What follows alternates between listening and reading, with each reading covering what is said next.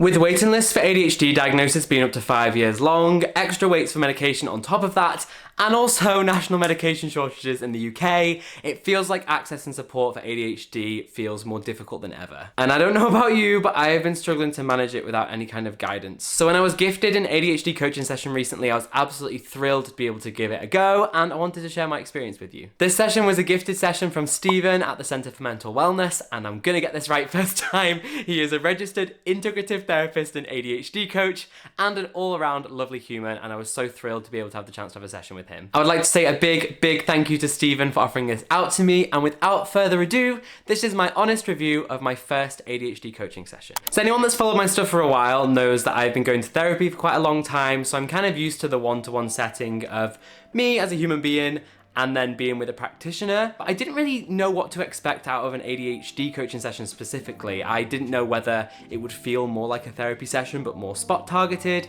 I didn't know whether it was going to be more skills based. Yeah, I just didn't really know what to expect before I went in there. As I started the session with Stephen, he mentioned he has his own approach for his ADHD coaching sessions, and a big part of those is what is called a strength-based approach. So it's kind of looking at what is already going well in your life and looking at your past life, your present life, and your future life, looking at your concerns around that, but also making sure to kind of highlight and amplify the things that are going well for you in your life. Starting the session with this kind of overview and a lens on the stuff that is going well for me was kind of nice because it kind of set the tone for the session, being in a space where kind of we brought to light some things that I wasn't kind of celebrating. I wasn't acknowledging that I was doing well. I hadn't had the acknowledgement that I'd improved in those things. So I think starting the session from that place really helped me settle in and be more open to talking about them because I felt kind of quite comfortable around it straight away. I found that the session was very uplifting.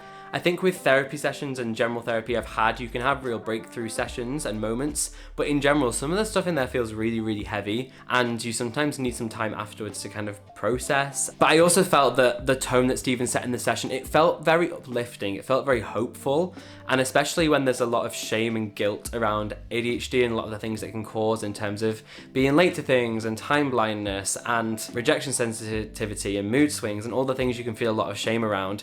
It felt so nice to come out of the session. I felt a lot lighter afterwards. I felt a lot more accepting of myself. And I think that is something that is, even from just one session, has really carried through with me more because it allowed me to judge myself less for this thing that is a disability. It is out of my control. That lack of judgment towards myself, like the acceptance of who I am. I'm a person with ADHD. I'm a person with this disability. My brain is built differently. And the more that I hammer that home and the more I speak about that to myself and have that self-talk that my brain is different, like my brain has been born different. There are things I can do to manage it, but there's things I can't do to change it.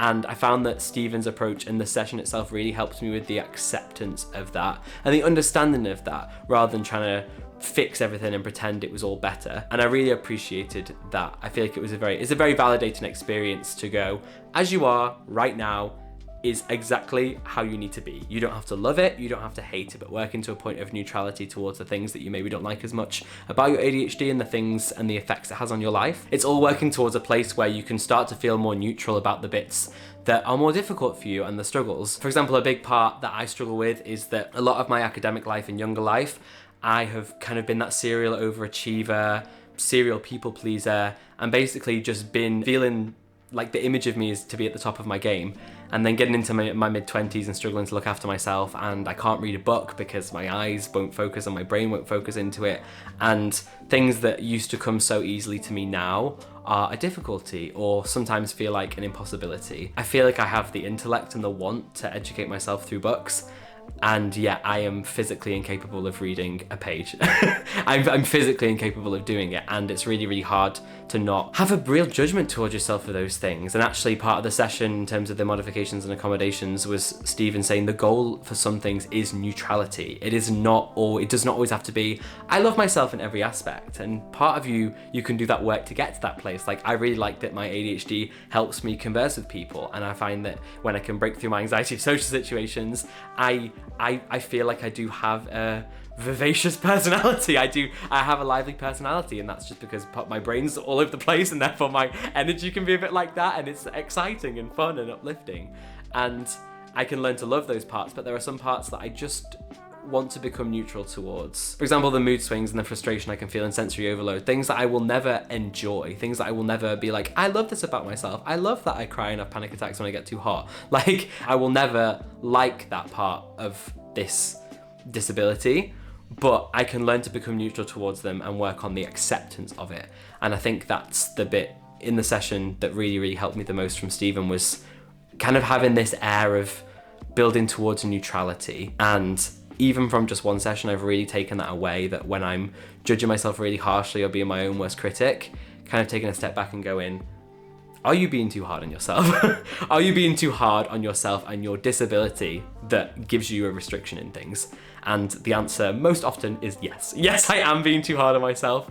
And I keep looping back to the session I had and the idea of working towards neutrality in a lot of areas and not having to absolutely love these things about yourself, I think is a really, really validating space to work towards, and has been really, really, really, really helpful since the session. It's the best thing that I took away from it, and I took away a lot from it, so that's saying something. I would love to know, and let me know in the comments, what is the main part of your ADHD that you struggle with that you would want advice for? For me in this session, I spoke a lot about work and work-life balance and productivity, but yeah, I would love to know what your biggest difficulty with managing your ADHD is that you would love some guidance on, because maybe I was given that tip in my session and I could help you out, or maybe it's something you could seek from an ADHD coaching session or something similar. For all sessions, obviously everyone will have different experiences with coaches, different ADHD coaches. In terms of my experience with Stephen is just a lovely, lovely human being. I felt so safe around him, and I think that because I'm used to these situations of kind of the one-to-one, speaking with a medical professional and therapy, etc., it's kind of a two-edged coin, because if I get the right energy from a medical professional, I feel like I can relax around them really, really quickly, which is exactly what happened with Stephen. However, on the other hand, I've had lots of bad experiences with doctors and not being listened to, and my wall is up. My wall is really, really up the first time that I speak to someone and be vulnerable in those spaces. I had known Stephen previously to my session, which helped a lot with my comfort, but within 3 minutes of speaking to him, he's just really, really kind, really, really warm. My doorbell just rang and I completely lost my train of thought, but I was talking about Stephen and how lovely he is. Yeah, Stephen is a really, really calm, grounding personality, and I need that because I am all over the place all the time. And I found that that was really, really helpful in the session, because it's really nice to be in a non-judgmental space where you can be fully yourself, but also the energy of the other person is so calm and grounded. I have a lot of neurodiverse friends, and a lot of our energy is like, and that's a way to really feel validated in those spaces, and I feel really safe around people that understand me and are similar to me. But I also felt equally as safe being around someone that wasn't like that, but also was equally as accepting. And I think that's something that the pressure you feel in day-to-day life of someone with ADHD, and even I call it light masking, but it's all masking, it's fitting into those boxes and things that you feel like you should be.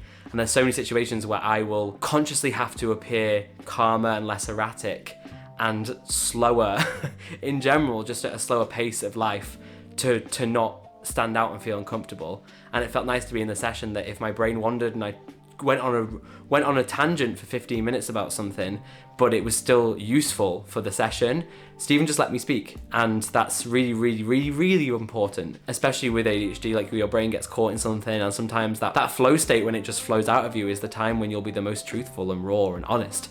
And it's sometimes quite hard to access, and being able to access that in a session with someone listening to you so intently. Stephen picked up on little tiny things throughout the session that I must have said in passing, and yet he looped back to them and was really listening to the small things and all the details. And again, as someone with ADHD, where you miss a lot of the small details in your life and you feel like other people miss the small details of you, to have someone really listen to every word you were saying, no matter how frenzied and how much chaos was behind it, or how much it didn't make sense to you and you couldn't articulate it, that was really amazing.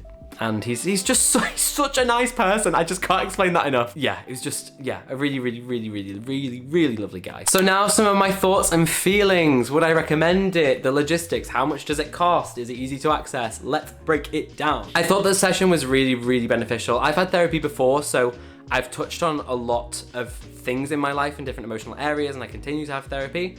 So I didn't know if the ADHD coaching session would bring anything else extra on top of that, but I did find that it did. I found that it was really spot targeted, and having someone that's trained as a therapist and as an ADHD coach, specifically going to their ADHD coaching session, it really felt like there was a lens on just the ADHD in singularity.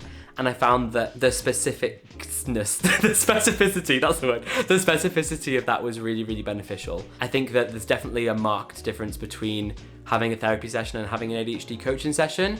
And especially for me, I'm unmedicated for my ADHD. It felt like a support plan specifically for that thing, which was really beneficial. My biggest advice for going to the session is whether you have an online session or an in-person session, if it's something you're considering, take a stim toy with you. If there's any time when you're allowed to fidget and be distracted so that you can listen properly and take in the information, it is that session. Even if you know that you're not gonna process things and you just ask if you can have a little break to write some things down, take those things, take a notepad, take your phone with your notes page on, take something to fidget with, because I really, really found that if I hadn't written any notes after the session, I would have forgotten the things that had been told to me. Because the session was ADHD specific, because like my ADHD center felt like it was under a lens, its response to that was to try and like run away and not feel like it was under that kind of light. I did find that my brain was trying to not engage, and by doing that it was trying to get distracted and try to not engage with what was being spoken to me.